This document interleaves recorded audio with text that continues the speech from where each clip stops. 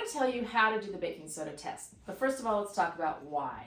A lot of gut issues have to do with how much acid is happening in your stomach. Now, acid's really important. We've often heard that, oh no, I have too much, I have heartburn.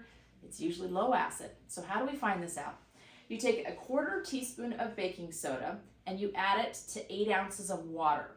You're going to mix that up, you're going to drink it, and then time how long it takes you to burp. Now, why baking soda? Because baking soda is alkaline and it's going to mix with the acid in your stomach and it's going to make an eruption of sorts, which looks like a burp. I want you burping in 2 to 3 minutes. If you're burping in 2 to 3 minutes, it means you have enough acid down here for things to work like they should. If it takes longer than that to burp, then you're going to want to watch the rest of the videos and the rest of the products here, because I'll tell you what to do about that.